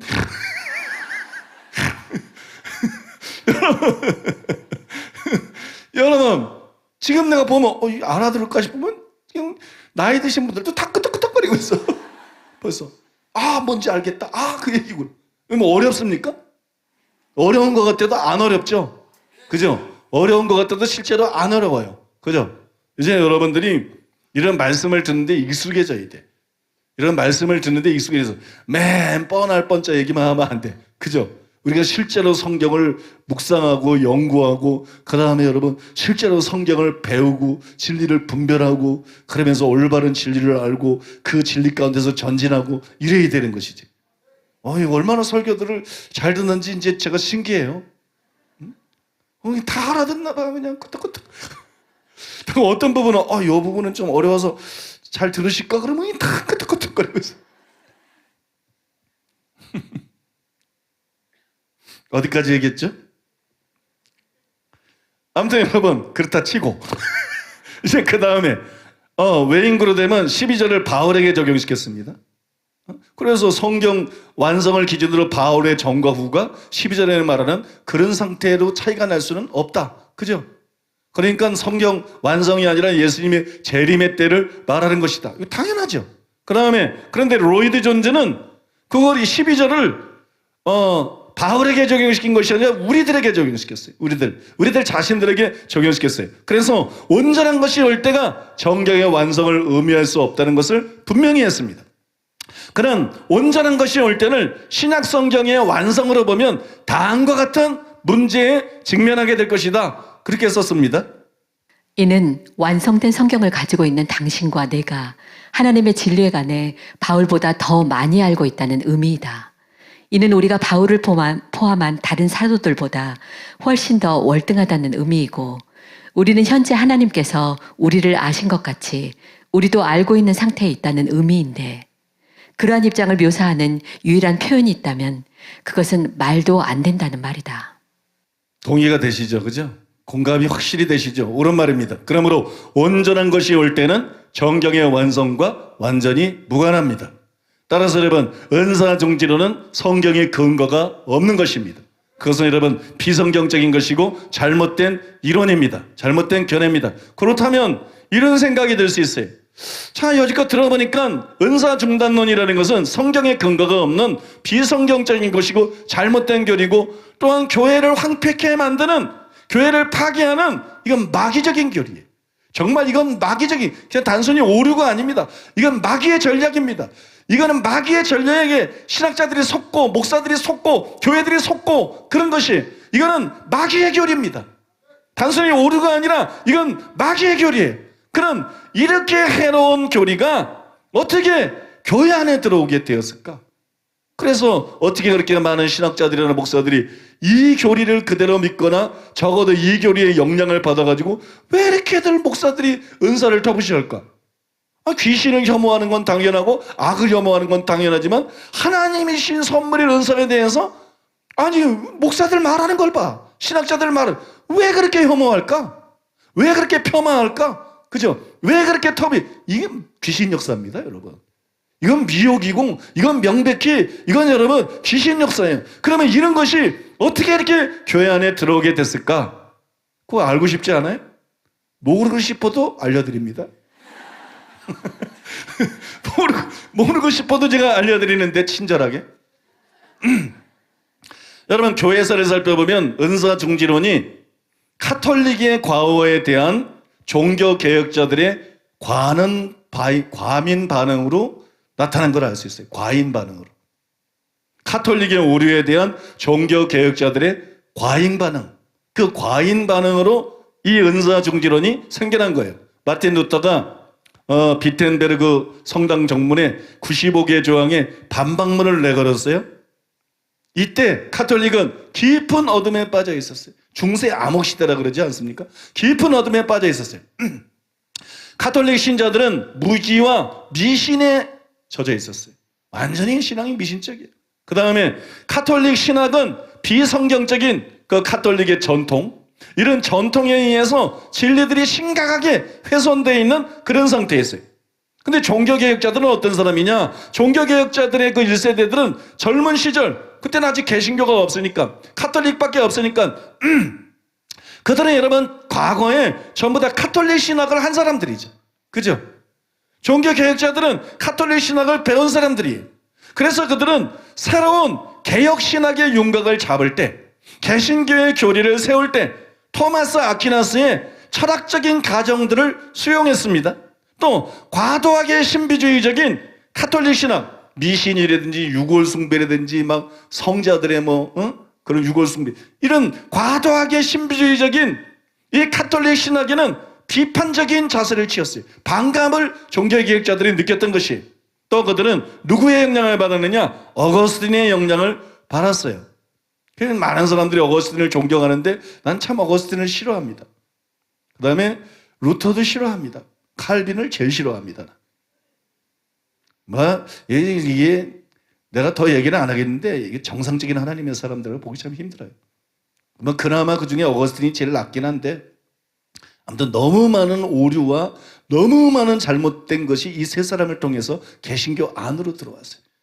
종교개혁이 일어나는 것은 좋은 일이지만 너무 비성경적이고 너무 종교적이고 잘못된 것들을 이 사람들이 끌어들였어요. 아무튼 여러분 어거스틴의 영향을 받았어요. 루터도 칼빈도 전부 어거스틴의 영향을 받았어요. 그런데 루터와 칼빈이 어거스틴의 글을 읽을 때 선별적으로 비판적으로 읽었습니다. 어거스틴은 어떤 사람이냐? 어거스틴은 처음에는 교리 부분은 빼고 지금 이제 은사에 대해서, 성령에 대해서, 여러분 어거스틴은 처음에는 은사 중지론자였어요. 처음에 생각이 잘못됐어요. 은사 중지론자였는데 다행히도 후에 자신의 잘못을 인정했어요. 그리고 성령의 은사들을 인정했어요. 그런데 루터와 칼빈은 이게 더 나빠. 이 루터와 칼빈은 어거스틴의 일반 신학은 받아들이고 그게 장로교 교리야. 예정론, 견인의 교리. 이게 어거스틴에 의해서 처음으로 부각된 거야. 그전에는 한 번 구원, 영원은 구원하다 이런 게 없어요. 이게 잘못된 교리가 거기서 시작이 된 거예요. 그런데 여러분 어거스틴의 일반 신학은 받아들이고 치유기도에 대한 그의 발견된 성령의 은사를 인정하는 것은 카톨릭 교회의 폐단을 초래한 근원이라고 봤어요. 이런 성령의 은사를 인정하기 때문에 카톨릭 교회가 유골까지 숭배하고 이렇게 신비주의적이고 이렇게 미신이 됐다. 그래서 그거를 받아들이지 않았어요. 그러니까 사실 어거스틴이 잘못된 거는 루터하고 칼빈이 받아들인 거야. 그럼 여러분들이 분별해봐. 내가 너무 과격한 말을 안 해도 스스로 분별해봐. 어거스틴의 잘못된 거는 루터와 칼빈이 달콤하게 받아들이고 어거스틴의 바른 점은 안 받아들인 거야. 어거스틴의 바른 점은 받아들이지 않았어요. 그들의 눈에는 어거스틴이 철회한 은사 중지론이 교회를 정화시키려는 자신들의 목표와 맞는 것으로, 부합되는 것으로 그렇게 느껴졌습니다. 치유와 성령의 은사가 오직 사도시대에만 속한다면, 성경의 완성과 함께 지금 사라져버렸다면 순례 여행이라든지 유골 숭배 등과 같은 타락한 관행들이 당연히 교회 안에서 사라질 것이다. 이게 루터의 생각이고 칼빈의 생각이었어요. 그래서 그들은 어리석게도 은사 중단론을 채택했어요. 루터도 은사 중단론을 채택하고 칼빈도. 난 너무 이 교회 안에서 루터가 유명한 게 불편해. 왜 이렇게 분별력들이 없지? 이건 무슨 패거리 싸움이야? 패거리? 칼빈 거리를 만든다 그러는데 가면 내 침 뱉어주려고. 웃자고 하는 얘기입니다. 유머는 어디까지나 유머다. 아무튼 뭐 하는 짓인지 모르겠어. 왜 이렇게 루터 칼빈 예수님 바울 베드로 요한 이래야 되는데 제대로 알지도 못했던 이런 이상한 사람들 그걸 왜 이렇게 그렇게 목사들이 신학자들이 맹신하니. 정말 소경은 소경들이야. 이게 눈이 안 열렸어. 눈이 제대로 분별력들이 없어. 제대로 분별력들이 너무 속 터져. 먼저 여러분 루터가 어거스틴의 은사 중지론을 부활시켰어요. 그리고 칼빈은 이 이론을 논란의 여지가 없는 논란의 여지가 있는 학설에서 기독교의 기본 교리로 칼빈이 이거를 바꿔놨어요. 그래서 여러분, 칼빈은 자신의 저서에서 치유라든지 기적사역에 대해서 모조리 비판했습니다. 예언, 지혜의 말씀, 지식의 말씀 등과 같은 다른 성령의 은사에 대해서도 철저하게 칼빈은 부정적인 입장을 취했습니다. 실제로 그의 저서 기독교 강요, 그 이름을 참 잘 줬어. 아주 칼빈은 자꾸 강요를 잘해. 여러분 이제 통합이니 합동이니 백석이니 고신에서 한 번 구원은 영원한 구원이다. 잘못된 교리를 나한테 강요한 거 봐. 기독교 강요를 참 잘해. 아무튼 그러면 기독교 강요 그런 뜻 아닙니다. 여러분 기독교 강요에는 성령의 은사에 대한 기록이 한 줄도 없어요. 그 큰 책이, 그 방대한 책에 성령의 은사에 대한 기록이 한 줄도 없어요. 그는 은사 중지론이 옳다고 가정을 했고 검증받지 않은, 분별하지 않은 그 가정으로부터 자신의 교리들을 발전시켰습니다. 칼빈의 은사 중지론에 의하면 실제로 기독교인들에게 허용된 체험은 회심 체험뿐이에요. 거듭남 체험. 그거 외에는 아무것도 없어요. 계시적인 꿈, 환상, 기적, 축사, 이런 것들은 오로지 성경 속의 인물들만을 위해서 있는 것이지 교회를 위해 존재하는 것이 아니다. 우리들을 위해서 존재하는 것이 아니다. 그것이 칼빈의 잘못된 생각이었습니다. 여러분, 칼빈의 이와 같은 은사 중진론은 개신교 안에서 영적 분별을 위한 능력을 기초부터 파괴시켰어요. 무슨 얘기냐? 교수들에게서 칼빈이 분별력을 빼앗아갔다. 영적인 분별력을 빼앗아갔다. 목사들에게서, 교단들에게서 칼빈이 영적인 분별력을 빼앗아갔다. 왜 그러냐? 분별력이라고 하는 것은 환상이나 예언 등 영적인 체험이 하나님께로부터 올 수도 있고 마귀에게로부터 올 수 있고 이걸 인정해야 이 기초 위에서 분별을 행사하는 거예요. 그런데 은사 자체를 부정해버리니까, 그러니까 내가 그 교회와 신앙 여기자를 법정에서 만났을 때 왜 우리 교회 이단 아닌데 이단이에요? 이단하잖아요. 아이고 씨. 이단하잖아요. 이게 뭐예요? 분별력의 기초가 무너져 버렸어요. 분별력의 기초가 무너져 버렸다. 그런데 개혁신학에 따르면 환상이나 예언 같은 영적인 체험들은 망상이든지 아니면 마귀의 속임수라는 결론에 도달하게 돼 있어요. 그러니 여러분, 개혁신학 이러면 안 돼. 개혁신학은 종교개혁자들이 일으킨 개신교의 신학인데, 여러분 개신교가 기준입니까? 아닙니다, 여러분. 개신교는 여러분 구교보다 상대적으로 성경적일 뿐이지 개신교가 절대적인 게 아니에요. 믿습니까? 그래서 여러분, 개신교의 교리, 개혁신학을 교리를 근거로 삼아서 그것과 다르면 이단이다. 여지껏 한국교가 벌여온 일이 그 짓이야. 그게 얼마나 주제넘은 짓인지 몰라. 개혁신학은 성경 밑에 있는 것이지 개혁신학이 성경 위에 있는 것이 아니다. 개혁신학과 맞지 않더라도 성경적인 것이면 개혁신학을 뜯어 고쳐야 되는 것이지, 통합, 합동, 백성, 교리를 뜯어 고쳐야 되는 것이지, 건방지게 누구 보고 이단이라 그러고 신비주의자라고 말도 안 되는 헛소리들을 하는가. 지금 여러분, 제가 지금 시리즈라는 설교가 그거잖아요. 이게 우리 교회가 공격받고 문제되는 요소들을 제가 지금 다 말하는 거예요. 근데 누가 성경적이냐? 한국교회가 아니라 우리다.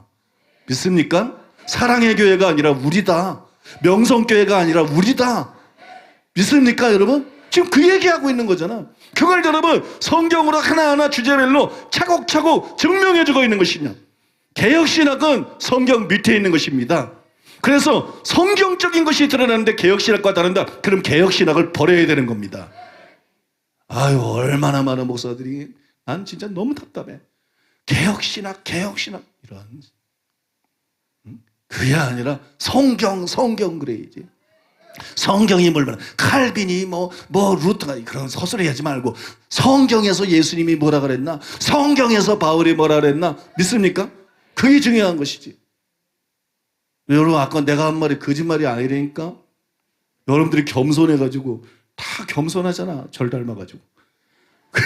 여러분들이 겸손해서 빨리 아멘을 안 하신 거지. 여러분들은 목사들을 가르칠 수 있는 사람들이라니까. 여러분들은 교수들을 가르칠 수 있는 사람들이라니까. 여러분들은 평생 목회한 원로 목사들을 교정하고 바로잡고 가르칠 수 있는 사람들이라니까. 왜냐하면 여러분들은 개혁신학 위에서 자란 사람들이 아니에요. 여러분들은 성경적으로 가르침을 받은 사람들이에요. 개혁신학을 성경으로 분별하고 여러분 성경적으로 배우고 성경적으로 가르치고 성경적으로 여러분 신앙생활하고 있는 사람들이에요. 믿습니까? 여러분이 말씀의 분별과 말씀의 이해에 있어서 그렇게 수준이 올라간 걸 몰랐어요? 인제라도 알았으면 감사하시기 바랍니다. 고마운 줄 아셔야 돼. 너무 내 얘기를 액면 그대로 또 받아들이면 안 돼. 마지막 얘기 말이에요. 고마운 줄 아시라고 그런 거. 하나님께만 감사하면 돼. 여러분 참 무서운 오류 아닙니까? 그죠? 개혁신학에 의하면 환상, 예언, 영적인 체험 이게 다 마귀의 속임수가 돼버리는 거예요. 이게 루터와 칼빈이 만드는 개혁신학이니 가톨릭만 종교개혁이 필요한 게 아니라 개신교 자체가 태생적으로 종교개혁이 필요한 집단이야. 그걸 알아야 돼요, 여러분. 개신교 자체가 여러분 태생적으로 태어날 때부터 오류를 안고 태어났어요. 교리적으로도 은사적으로도. 그래서 여러분 개신교 자체가 종교개혁은 중단이 되면 안 되는 거야. 종교개혁은 시작에 불과한 것이고 그건 알파지 오메가가 아니에요. 믿습니까? 종교개혁은 그 뒤로도 성경을 기준으로, 그죠? 성경을 기준으로 계속 여러분 시작이 돼야 되는 것입니다. 그리고 여러분 그 일을 실제로 하고 있는 교회가 사랑하는 교회인 것입니다. 믿습니까? 여러분 그 일을 선두에서 하고 있는 교회가 사랑하는 교회라는 걸 믿으시기 바랍니다. 믿어야죠. 사실이니까. 그런데 여러분 불행하게도 수많은 목회자들, 수많은 신학자들, 그리고 특히 이단 사냥꾼들이 칼빈의 영향을 받았어요. 그들은 칼빈처럼 은사중지론을 신봉합니다. 그리고 어리석게도 성령운동하는 교회와 목회자들을 불건전한 신비주의니 무슨 직통계시 이단이라면서 이단으로 매도합니다. 겁도 없이 성령 해방죄를 반복해서 짓고 있어요. 마태복음 12장 31절로 32절. 그러므로 내가 너희에게 이르노니 사람에 대한 모든 죄와 모독은 사하심을 얻되 성령을 모독하는 것은 사하심을 얻지 못하겠고 또 누구든지 말로 인자를 거역하면 사하심을 얻되 누구든지 말로 성령을 거역하면 이 세상과 오는 세상에서도 사하심을 얻지 못하리라. 마가복음 3장 28절로 29절. 내가 진실로 너희에게 이르노니 사람의 모든 죄와 모든 모독하는 일은 사하심을 얻되 누구든지 성령을 모독하는 자는 영원히 사하심을 얻지 못하고 영원한 죄가 되느니라. 아니 이 말씀 앞에 왜 떨질 않는지 모르겠어. 나는 이단 사람들 보면 간이 배밖에 나온 것 같아. 고신층 목사들, 뭐 은사 부정하는 목사들 보면 간이 다 죄다 배밖에 나와 있는 것 같아. 막 그냥 성령 운동하는 거 막 공격하다가 이제는 케네세긴 목사님까지 공격해. 그분이 여러분 얼마나 성경적이고 얼마나 모범적이고 얼마나 훌륭한 하나님의 사람인데 이제 뭐 겁 없이 뭐 별로 알지도 못하면서 여러분 막 케네세긴 목사님까지 막 공격해요. 겁이 없어요, 겁이. 성령 해방죄는 사함받을 수가 없는 죄예요. 그래서 여러분 이단 사냥꾼들의 대부분은 지옥 갑니다. 여러분 천국에서 볼 사람들이 아닙니다. 이단 사냥꾼의 대부분은 지옥에 던져집니다. 여러분 그들의 장단에 노래하는 요즘에 서명한 교수들 그거 회개해야 돼. 그들의 장단에 노래하는 교수들, 목사들 위험하긴 매한같이. 이건 여러분 성령 해방죄하고 너무 근접해 있어. 어떤 사람들은 실제로 성령 해방죄를 지어서 희망이 없어. 무조건 지옥이 확정된 자들이 그들 중에 많아요. 그리고 어떤 사람들은 성령 해방죄에 언저리에 있어. 그 경계선에서 위험한 성경을 제대로 모르니까 한 번 구원은 영원한 구원이 칼빈한테 속아버리니까 이 무슨 영원한 죄가 어디 있어? 뭐 한 번 구원은 영원한 거니. 그러니까 여러분 이 영원한 죄가 있다는 것만 보더라도 사함받지 못하는 죄가 있다는 것만 보더라도 한 번 구원이 영원한 구원이 아니라는 걸 알아야 되는데 지혜가 없어가지고 여러분 이렇게 생각하는 게 아니라 거꾸로 생각해. 한 번 구원은 영원한 구원이니까 이건 우리에게 해당되는 게 아니다. 그러고 마음대로 그 죄를 짓고 있는 게 지금 이단 사냥꾼들이고 수많은 목사들이고 수많은 신자들입니다. 얼마나 위험한지 몰라요. 그들을 따르는 신자들도 위험합니다. 신자들이 목사가 그러니까 그런 줄 알고 함부로 이단이 돼 못해. 이 사람들 여러분 그 중에 서른 넘은 사람이 어느 정도인지 몰라도 그 중에 일정수는 절대로 천국 못 봅니다. 그 죄 때문에. 지옥에 던져질 사람들이 얼마나 많은지 몰라요. 그래서 여러분, 저는 분명하게 말합니다. 어느 교회에 다니는 신자든지 자기 교회 목사가 성령의 은사를 부정한다, 성령의 은사를 폄하하고 성령의 은사를 터부시한다, 자기 영혼의 안전을 위해서도 그 교회는 소돔에서 빠져나오는 것으로는 빠져나와야 돼. 믿습니까? 성경 좀 잘 가르친다고 안전한 게 아니야. 그런 게 아니야. 사람들이 건전하다고 건전한 게 아니야. 인간이 누구간데 예수님이 성령을 부어주기 위해서 무슨 일을 했는데, 예수님이 여러분 우리 죄만 사하기 위해서 죽으셨어요? 여러분, 예수님이 성령이 우리에게 임하게 하기 위해서 갈라디아서 3장 13절 14절에 보면 십자가에 달려 죽으신 거 아니에요? 예수님이 십자가에서 피 흘려 죽으셔서 성령이 우리에게 임하는 게 가능하게 만들고, 성령 세례가 가능하게 만들고, 성령의 은사와 권능과 기름 부음이 우리에게 주어지는 것이 가능하게 만들었는데, 여러분, 그렇게 힘들게 우리에게 주어진 이 성령과 성령의 은사들을 목사라는 자들이 그렇게 가볍게 입을 놀려, 교수라는 자들이 이렇게 가볍게 입을 놀려, 여러분, 그 절대로 바른 거 아닙니다. 여러분 믿으십니까? 그러니까 여러분, 그런 목사들 밑에서는 빨리 떠나야 되는 것이에요. 그리고 성령님을 환영하고 성령님을 인정하고 성령의 충만이 임하고 성령의 은사가 활발하게 역사하는 그런 교회에서 초대교회처럼 제대로 신앙생활을 해야 될 줄로 믿습니다. 이제 마지막으로 오늘 이 말씀을 결론 삼아 드리겠습니다. 은사 중지론에 미혹된 이단 사냥꾼들과 목회자들이 성령의 은사를 폄하하거나 부정하기 위해서 즐겨 사용하는 소재가 있어요. 그 소재가 뭐냐? 바로 여러분 고린도 교회입니다. 고린도 교회. 여러분, 바울은 고린도 교회 고린도전서 서두에서 이렇게 썼습니다. 고린도전서 1장 4절로 7절. 그리스도 예수 안에서 너희에게 주신 하나님의 은혜로 말미암아 내가 너희를 위하여 항상 하나님께 감사하노니, 이는 너희가 그 안에서 모든 일 곧 모든 언변과 모든 지식의 풍족함으로 그리스도의 증거가 너희 중에 견고하게 되어 너희가 모든 은사에 부족함이 없이 우리 주 예수 그리스도의 나타나심을 기다림이라. 여러분, 이처럼 고린도 교회는 성령의 모든 은사가 나타나는 교회였어요. 그죠? 성령의 모든 은사가 나타나는 교회. 그러나 고린도 교회만큼 문제가 많은 교회도 없죠. 아마 굳이 하나 뽑자 그러면 라우디게아 교회 하나 정도 나올까? 성경 안에서. 고린도 교회만큼 문제가 많았던 교회가 없어요. 고린도 교회는 또 은사 때문에 발생한 문제들도 많았습니다.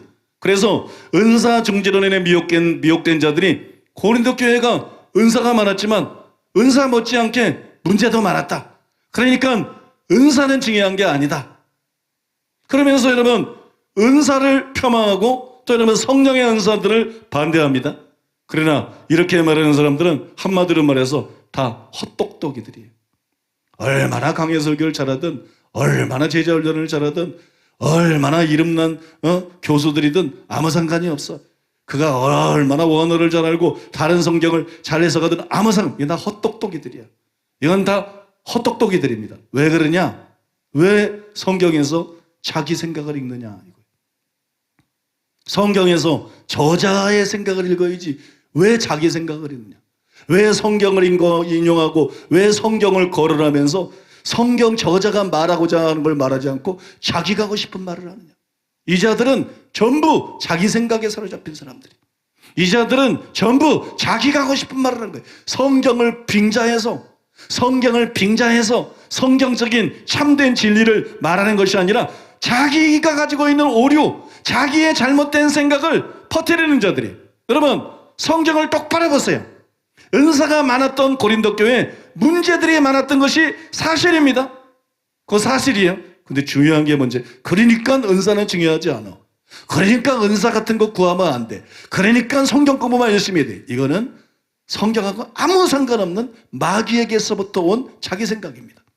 이건 마귀에게서부터 온 목사들의 생각이고, 이건 마귀에게서부터 온 신학자들의 생각이지 예수님의 생각이 아니고 하나님의 생각이 아닙니다. 그 증거가 뭐냐? 고린도 교회 은사들이 많았고, 그 다음에 고린도 교회 문제가 많았어요. 그래서 바울이 어떻게 했느냐? 그래서 바울은 방언이나 영언을 무질서하게 사용하는 것을 지침을 줘서 바로잡았습니다. 이렇게 은사가 많으니 그러면서 방언에서 뭐 하느냐? 방언하지 말아라 이러지 않았다는 거예요. 이렇게 문제가 많고 무질서한데 예언을 뭐 하려고 그러냐? 예언하지 말아라 이러지 않았다는 거예요. 지침을 주고 바로 잡아서 하게 했다는 거예요. 계속 방언을 하게 했다는 거예요. 계속 예언을 하게 했다는 거예요. 계속 방언 통변을 하게 하고 계속 계시를 받게 하고. 여러분 믿으십니까? 바울이 한 일이 그 일이란 말입니다. 그렇기 때문에 이 구절에서 절대로 목사들이 말하는, 신학자들이 말하는 그런 결론이 도출될 수는 없다는 겁니다. 여러분 고린도전서 12장 이하 14장에서 사도 바울이 고린도 교회의 은사 문제들을 다뤘는데 거기서 바른 지침을 주면서 놀랍게도 사도 바울이 다음과 같은 말들을 했어요. 이걸 주의 깊게 들어보세요. 목사들의 말과 얼마나 다른가? 신학자들의 말과 얼마나 다른가? 교단들의 주장과 얼마나 다른가? 지금 한국의 목회자들이나 신자들이나 이 시대의 목회자들이나 신자들의 사상과는 얼마나 큰 차이가 나는가? 고린도전서 12장 7절 각 사람에게 성령의 나타내심은 유익하게 하려 하십니다. 바울에 의하면 성령의 은사는 누구는 받아도 되고 누구는 안 받고 모든 사람이 다 성령 은사를 받아야 된다. 믿습니까? 그 다음에 성령의 은사는 유익한 것이다. 그건 우리의 유익을 위해 주는 그 성령 은사를 받아야 유익하다. 이게 바울의 생각인 게 드러나 있죠.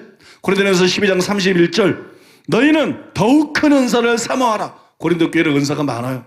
근데 그만하면 됐다. 이게 너희는 더욱 큰 은사를 사모하라. 고린도전서 14장 1절 사랑을 추구하며 신령한 것들, 이게 은사입니다. 신령한 것들을 사모하되 특별히 예언을 하려고 하라. 한국교회는 특별히 예언을 반대하죠. 교단들 특별히 예언을 반대하죠. 바울은 특별히 예언을 하려고 하라. 고린도전서 14장 5절 나는 너희가 다 방언 말하기를 원하나. 바울은 어떻게? 다 방언 말하기를 원한다. 다 방언해야 된다. 믿습니까? 근데 목사들이 방언 못하면 되겠어요? 그건 목사 자격이 없는 자들이에요. 나는 너희가 일반 신자들도 다 방언 말하기를 원한다. 목사님 어떻게 방언 못한다고 목사의 자격이 없다 그래요. 초대교회 목사님들 중에도 방언 못하는 사람들 많은데 옥하는 목사님도 방언 못했고 뭐 누구도 방언 못했고. 그거 여러분 성경이 기준입니다. 왜 방언 말하지 않는 자들은 목사의 자격이 없다고 내가 말하느냐? 예수님은 오직 성령이 너에게 임하시면 너희가 권능을 받고 예루살렘과 온 유대와 사마리아와 땅까지 내 증인이 되리라. 여러분 하나님의 종들의 자격은 단순히 신학교 나오는 게 아니라 성령 받는 겁니다. 성령의 권능 받는 겁니다. 그건 성령 세례를 통해 주어지는데 성령 세례의 증거가 방언입니다. 믿습니까? 그러니까 예수님이 목회자들에게 원하는 기본적인 자격 기준을 충족시키지 않았다. 이해하세요 여러분? 사람이 무슨 중에 성경이 중요한 거지, 성경의 기준이 중요한 거, 예수님의 기준이 중요한 거지. 나는 너희가 다 방언 말하기를 원하나 특별히 예언하기를 원하노라. 고린도전서 14장 12절 그러므로 너희도 영적인 것을 사모하는 자인즉. 고린도 교회는 영적인 것을 사모하는, 영적인 것은 은사인데 은사를 사모. 그래서 여러분 고린도 교회는 은사가 충만했어요. 그리고 문제도 참 많았어요.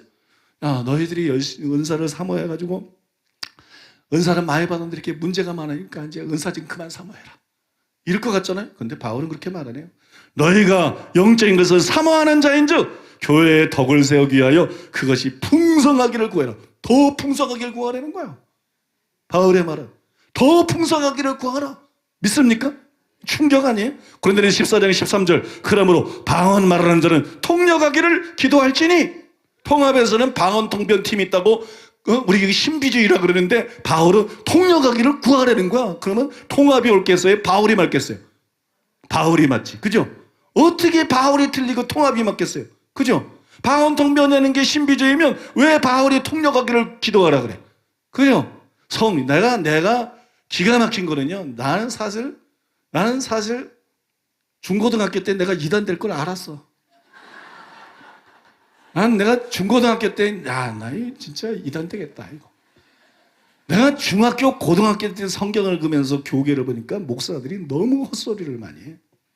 부흥사들이, 신학자들이 교단의 교리 자체가 잘못됐어. 성경하고 달라.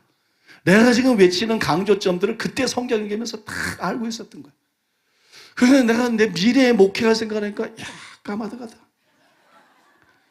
까마득하다. 야 교단 신학자들 목사들이 저 수준인데 내가 나중에 성경들을 외칠 때 저것들이 나보고 뭐라 그럴까. 내가 중학교 때 고민했다니까. 내가 진짜 중학교 때 걱정했다니까 성경 읽으면서. 내가 고등학교 때 정말 걱정했다니까. 근데 나는 이단으로까지 몰 거라고 난 거기까지는 안 했어. 난 거기까지 생각은 안 했어도 참 골치 아프다. 아니 저 사람들은 도대체 성경을 보는 거야 안 보는 거야? 아니 왜 저렇게 생각하는 거야 도대체? 아니 칼빈이 뭐라 그랬든 루터가 뭐라 그랬든 어거스틴이 뭐라 그랬든 박윤선 박사 그게 무슨 상관이야? 성경이 있는데 성경하고 다른데 그들이 말하는 것이 성경하고 다르고 비성경적인데 그런데 너무 많은 목사들이 그냥 그걸 그대로 가르치더라고요. 너무 많은 그냥 교사들이 그냥 그걸 그대로 가르치고 너무 많은 신자들이 또 목사들이 말한다고 그냥 그걸 그대로 아멘하고 믿고 그냥 앵무새처럼 그대로 말하더라고. 아, 이 갈 길이 멀다. 참 피곤하겠다. 참 피곤하고 참 힘들겠다. 근데 이 교계가 이 정도 썩은 줄은 몰랐어 난 그때. 이렇게 거짓말까지 해가면서 이단으로 매도하고 이게 단체적으로 무슨 미친 것도 아니고 아니 난 진짜 목사들 세계가 이런 건 난 진짜 상상을 못했. 여기까지는 내가 상상을 못했지만 나는 내 앞길이 그때 너무 험난할 거라고 생각했어. 아니 성경을 보니까 진리가 환히 보이는데 응? 성경을 그냥 밥도 안 먹고 읽고 잠도 안 자고 읽고 그냥 성경을 학교 가서도 그냥 쉬는 시간에도 읽고 자율학습 시간에도 읽고 성경이 얼마나 꿀보다 꿀성이보다도 단지 성경이 얼마나 천천 금은보다 승한지 그냥 이거 내가 내 말을 왜 성경에 써놨어?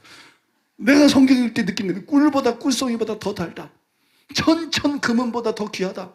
예? 아 내가 이 얘기 왜 하는지 아세요? 지금 성경을 보세요. 이게 무슨 해석이 필요해요? 이거 어려워요? 초등학생도 다 할 수 있는 거고 그걸 왜 목사들이 모르고 그걸 박사학위 가진 교수들이 왜 모르는가? 이런 멍청이들 봤나? 아, 이런 미련한 인간들을 봤나? 그러니까 성경에서 소경이라 그러는 거야. 귀머거리가 그러는 거야. 보아도 보지를 못할 거라고 말하는 거야. 들어도 듣지를 못할 거라고 말. 내가 이렇게 말하는 걸 듣고도 변 목사는 이렇게 말해서 공격하는 글을 쓸 학자들이 있고 목사들이 있어. 이 땅에. 얼마나 눈이 멀었는지 얼마나 귀가 멀었는지 보아도 보지 못하고 들어도 듣지 못하고 그죠? 여러분 보세요. 여러분 기가 막히지 않아요? 응? 너희는 영적인 것을 사모하는 자인지 그것이 풍성하기를 구하라. 아니 어떻게 2장에 대한 걸 읽으면서 고린도 교회는 은사가 많은데 문제도 많아서 그러니까 은사는 중요하지 않아. 뭐 성경 공부만 해야 돼. 이게 말이야 글이야 도대체. 성경을 읽은 거야 안 읽은 거야? 아니 나중에 난 중학교 때부터 속이 터지더라고. 난 진짜 중학교 때부터 목사들 때문에 속 터졌어. 아니 목사들이 도대체 왜 저래? 어려운 것도 아닌데 성경이 이렇게 왜 저렇게 자꾸 이상한 소리들 하는 거야? 응? 왜 강대상에서 자꾸 칼빈이 헛소리한 거, 루터가 헛소리한 거, 어거스틴이 헛소리. 지금 성경 조금만 읽으면 분별이 되는데 왜 저러는 거야 도대체? 아, 난 진짜 그것이 알고 싶다. 여러분 정말 이해가 안 가. 고린도서 14장 18절에 내가 너희 모든 사람보다 방언을 더 말함으로 하나님께 감사하노라. 옛날에 옥하는 목사도 그렇고 나는 방언 못한다. 자랑이야? 자랑?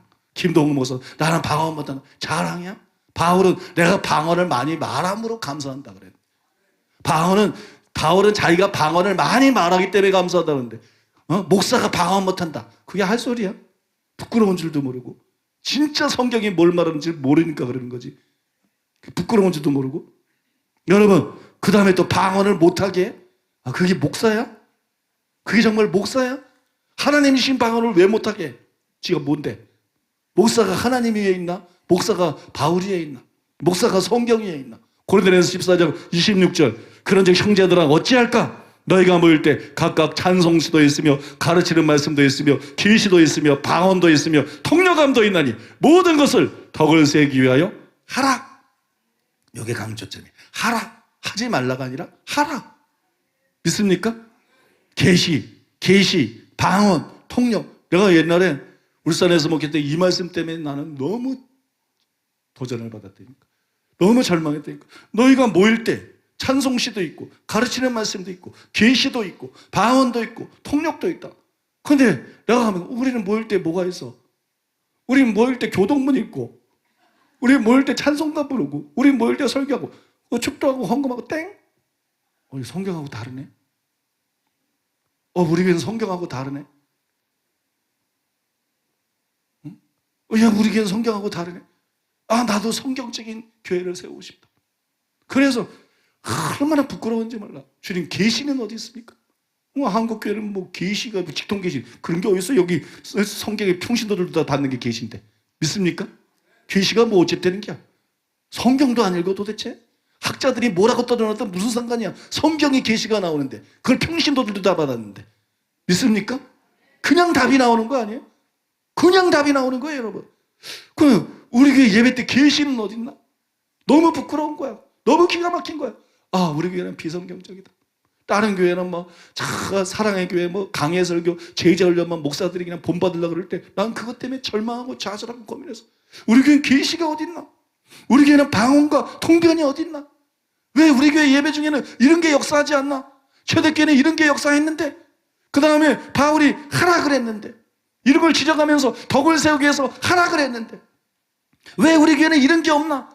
바울이 이걸 부정하지 않았는데 이게 성경에 하라는 것인데 왜 우리는 예배 때 찬송가만 부르고 왜 우리는 예배 때 맨날 성경을 가르치는 설교만 하나?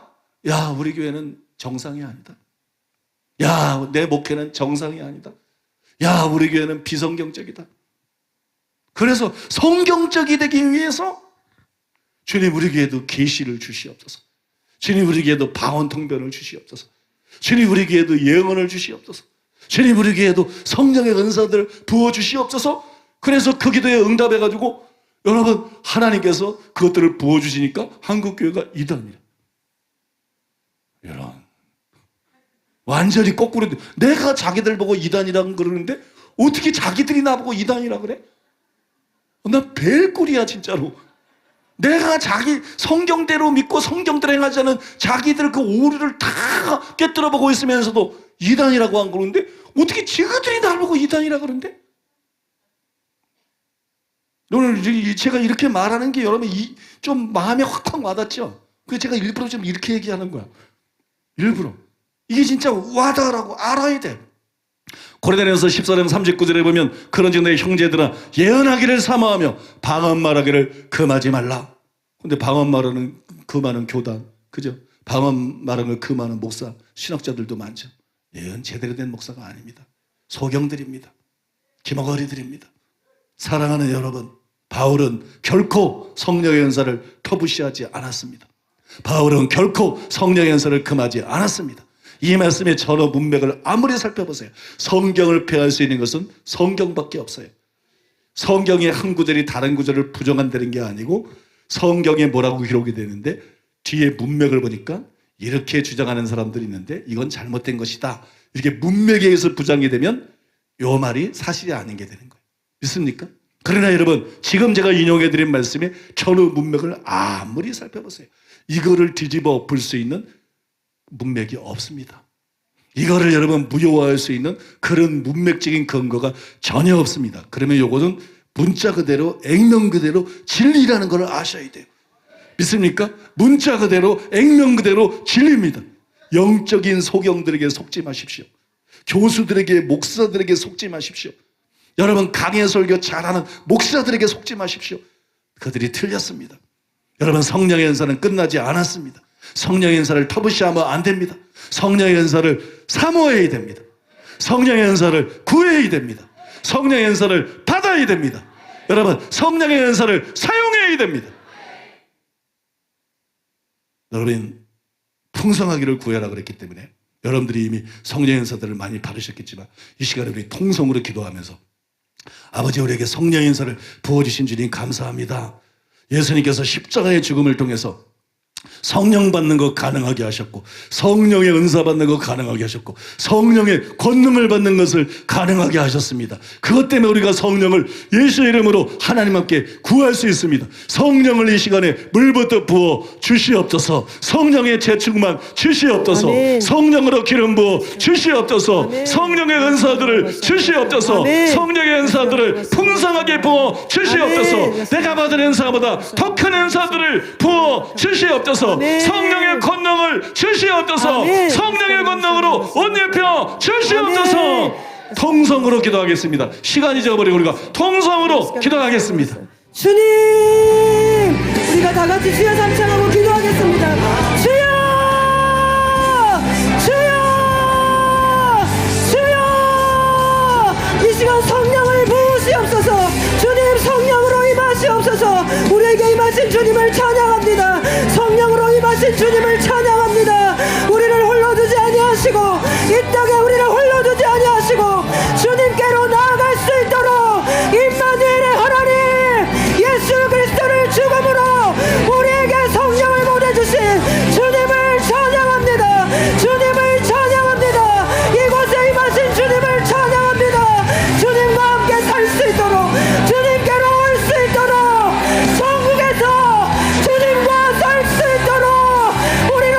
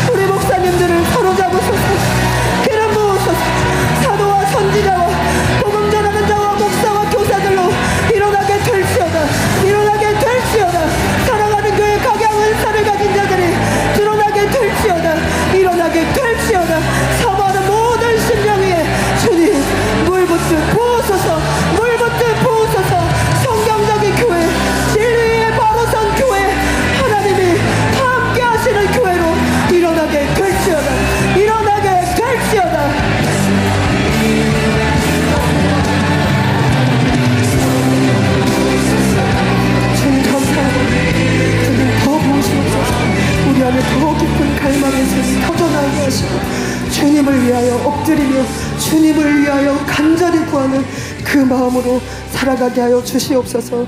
주님 감사드립니다. 예수님의 이름으로 기도드렸습니다. 아멘. 이제 담임 목사님 나오셔서 드려진 예물 위에 축복해 주시고 축도로 주일 일부 예배를 마치겠습니다.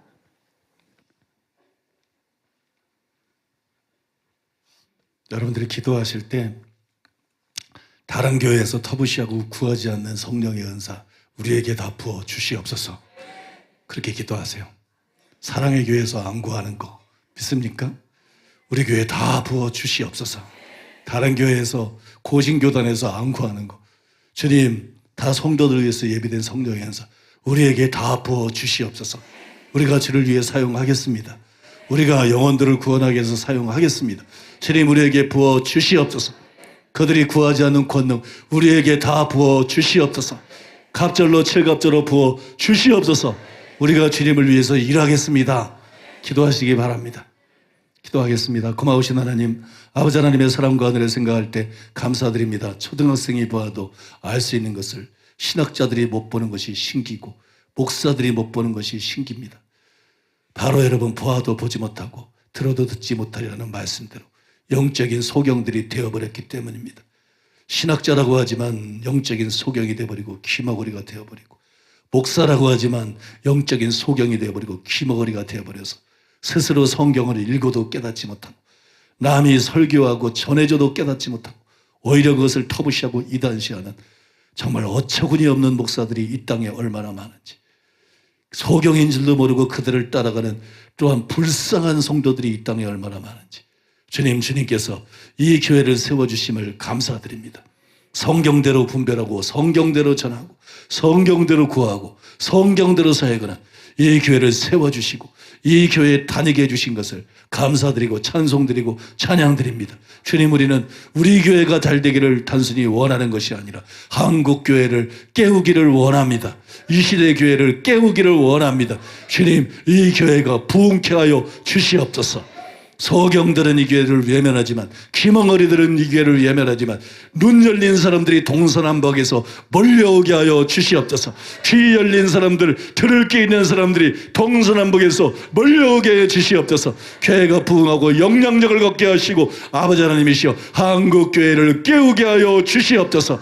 이 시대의 목사들을 깨우게 하여 주시옵소서. 교단들을 깨우게 하여 주시옵소서.